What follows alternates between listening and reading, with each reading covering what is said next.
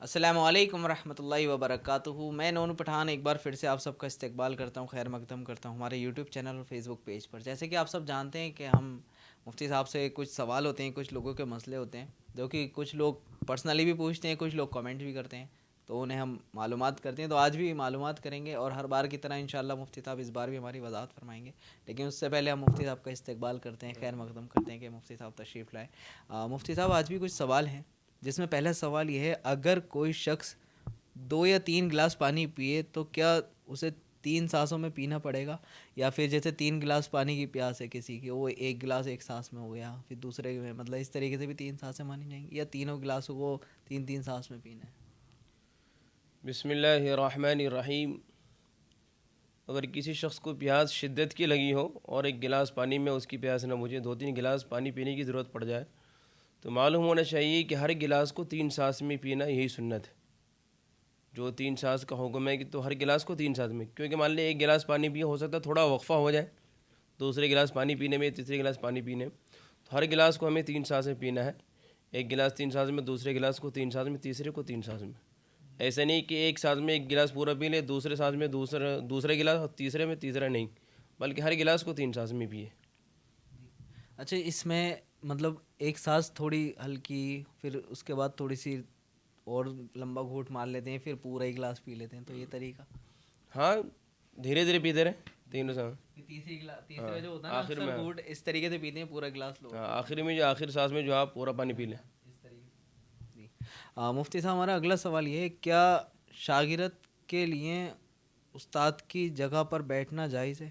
کہ شاگرد کی جیسے کرسی ہوتی ہیں، اکثر اسکول میں بچے ایسی حرکت کرتے ہیں کہ ٹیچر کی جو کرسی ہوتی ہے، ٹیچر گئے تو وہ ان کی کرسی پہ جا کے بیٹھ جاتے ہیں، مطلب ایک مذاق کے طور پہ، کیسا ہے؟ دیکھیے، کہیں بھی کسی بھی موقع پر، چاہے اسکول ہے کہیں بھی، کسی بھی شاگرد کے لیے اپنے استاد کی جگہ پر بیٹھنا مناسب نہیں ہے، اور یہ استاد کے ادب کے خلاف، اس کے احترام کے خلاف ہے۔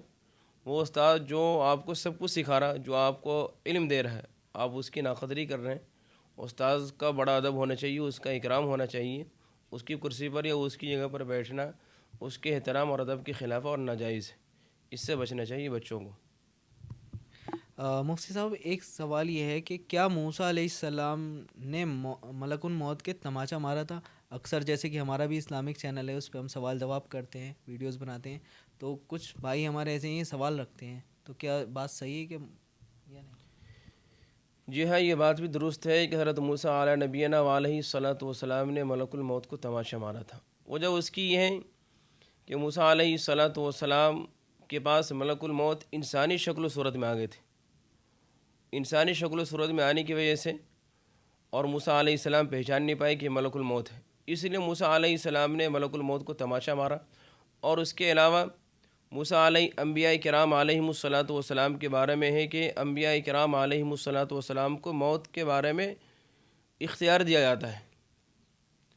پھر اس کے بعد جب موسیٰ علیہ الصلاۃ والسلام کو اختیار دیا گیا تو موسیٰ علیہ السلام نے پھر کچھ نہیں کہا، پہچان نہیں پائے تھے پہلے، اسے تماچا مار دیا تھا، تو یہ بات بالکل درست ہے، نہ پہچاننے کی وجہ سے موسیٰ نے تماچا مارا تھا۔ جی مفتی صاحب، ہمارا اگلا سوال یہ ہے، کسی عورت کی چھاتی سے دودھ کے ساتھ ساتھ خون بھی آنے لگے تو کیا بچے کو پلانا جائز ہے اس طریقے سے؟ دیکھیے، بعض دفعہ کسی بیماری کی وجہ سے دودھ کے ساتھ خون بھی آ جائے تو خون کی حرمت قرآن کریم سے ثابت ہے، قرآن کریم میں صاف صاف ہے، اعوذ باللہ من الشیطان الرجیم، انما حرم علیکم المیتۃ والدم ولحم الخنزیر، کہ اللہ تعالیٰ نے تمہارے اوپر مردار کو حرام قرار دیا ہے، اور خون کو اور خنزیر کے گوشت کو۔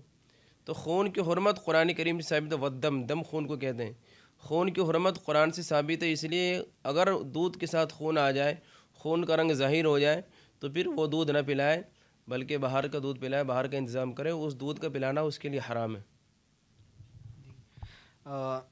مفتی صاحب، ہمارا اگلا سوال یہ، سنت اور مستحب میں کیا فرق ہے؟ سنت اور مستحب میں فرق یہ ہے کہ سنت کی بھی 2 قسمیں ہیں۔ سنت کی 2 قسمیں، ایک سنت مؤکدہ، دوسری سنت غیر مؤکدہ۔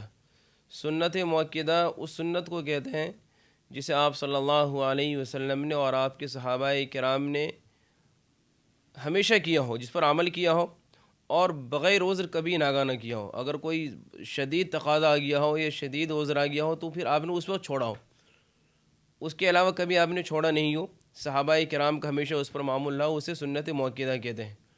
دوسری سنت سنت غیر مؤکدہ.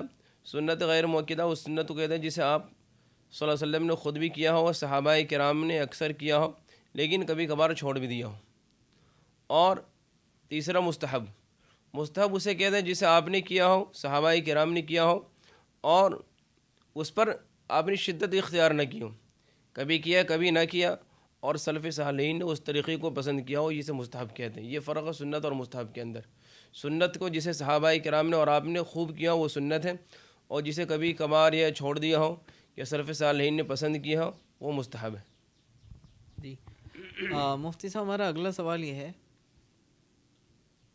فیکٹری کے ایک کمرے میں نماز ہوتی ہے جماعت کے ساتھ، تو کیا وہ جگہ مسجد کے حکم میں ہوگی؟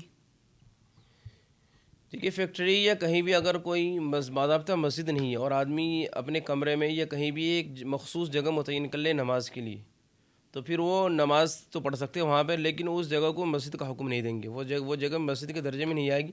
ہاں نماز پڑھنے کی آپ کی ایک جگہ ہے متعین جگہ، آپ وہاں نماز پڑھ لیں، لیکن اس پہ مسجد کا اطلاق نہیں ہوگا، مسجد کے احکام نافذ نہیں ہوں گے. مفتی صاحب، ہمارا اگلا سوال یہ ہے، قرض لے کر حقیقہ کرنا کیسا ہے؟ دیکھیے اگر ایک انسان عقیقہ کر رہا ہو اور اس میں کچھ پیسے وغیرہ کم پڑ جائیں اور ادھار لینے کی نوبت آ جائے، ضرورت پڑ جائے، تو پھر شرعی طور پر منع نہیں ہے، اجازت ہے، قرض لے سکتا ہے، ادھار لے سکتا ہے اور عقیقہ کر لے. جی اگلا سوال یہ ہے، رسول اللہ صلی اللہ علیہ وسلم کے خاندان بنو اسرائیل سے ہیں یا بنو اسماعیل سے؟ حضور اکرم صلی اللہ علیہ وسلم بنی اسرائیل سے ہیں یا بنی اسماعیل سے؟ بنی اسماعیل حضرت اسماعیل علیہ الصلاۃ والسلام کی نسل میں سے. آپ صلی اللہ علیہ وسلم کا تعلق خاندان بنو اسرائیل سے ہے. حضرت ابراہیم علیہ الصلاۃ والسلام کے بیٹے اسماعیل علیہ السلام ہیں، تو آپ ان کی نسل سے، اسماعیل علیہ السلام کی نسل سے ہیں، اس لیے آپ کے خاندان کو خاندان بنو اسماعیل بھی کہتے ہیں. آپ حضرت اسماعیل علیہ الصلاۃ والسلام کے خاندان سے، ان کی نسل سے ہیں. اگلا سوال یہ ہے مفتی صاحب، یوسف علیہ السلام نے کیا خواب دیکھا تھا؟ حضرت یوسف علیہ نبینا علیہ الصلاۃ والسلام نے ایک خواب دیکھا تھا بچپنے میں، اور خواب یہ دیکھا تھا، قرآن کریم سورہ یوسف کے اندر بھی اللہ نے صاف صاف فرما دیا اس پورا واقعہ کو. اذ قال یوسف لأبیہ یا ابت انی رأیت 11 کوکبا. یوسف علیہ السلام نے اپنے ابا سے کہا کہ ابا جان میں نے ایک خواب دیکھا. خواب کیا دیکھا؟ 11 کوکبا، کہ 11 ستارے، 11 ستارے، والشمس والقمر، اور چاند و سورج، رأیتہم لی ساجدین، وہ مجھے سجدہ کر رہے ہیں. 11 ستارے اور چاند و سورج. تو 11 ستارے سے مراد ان کے 11 بھائی. یعقوب علیہ الصلاۃ والسلام کی دوسری بیوی سے 10 بچے تھے، اور یوسف علیہ السلام کی والدہ سے 2 بچے. تو 10 بھائی وہ، اور 10 سوتیلے بھائی، اور ایک یوسف علیہ السلام کے سگے بھائی بنیامین. تو یہ 11 بھائی، 11 بھائیوں کو 11 سجدوں، 11 ستاروں کو خام میں سجدہ کرنے دیکھنے کا مقصد یہ مراد یہ ہے کہ 11 بھائیوں نے سجدہ کیا. اور چاند و سورج سے مراد شمس اور قمر، چاند اور سورج سے مراد ان کے ابا اور امی ہیں، انہوں نے سجدہ کرتے ہوئے دیکھا. تو یعقوب علیہ السلام نے کہا تھا اپنے بیٹے سے کہ میرے بیٹے اس خواب کا کہیں ذکر نہ کرنا اپنے بھائیوں کے سامنے، کہ ہو سکتا تمہارے بھائی تمہارے خلاف سازش کرے. یقیناً سوتیلے بھائیوں میں دشمنی ہوتی ہے، اور وہی ہوا کہ یوسف علیہ السلام کے ان کے بھائیوں نے کتنا ستایا اور تڑپایا، پریشان کیا. تاریخ کے اندر واقعہ موجود ہیں، قرآن کریم کے اندر واقعہ موجود ہے، تو یہ وقت تفصیل کا نہیں ہے، لیکن اس خواب کی تعبیر یعقوب علیہ السلام نے یہی دی کہ اس سے مراد تمہارے 11 بھائی، اور چاند سورج سے مراد ان کے ابا امی ہیں. یہی خواب دیکھا تھا. الحمدللہ آج کے جتنے سوال تھے، جتنے مسئلے تھے، وہ مکمل ہوئے، اور آپ لوگ نئے کمنٹ کریں. انشاءاللہ اگلی ویڈیو میں مفتی صاحب سے معلومات کریں گے ہر بار کی طرح، اور آپ اس ویڈیو کو زیادہ سے زیادہ شیئر کریں، کیونکہ دین کی بات پھیلانا صدقہ جاریہ ہے. ملتے ہیں اگلی ویڈیو میں. السلام علیکم ورحمۃ اللہ وبرکاتہ.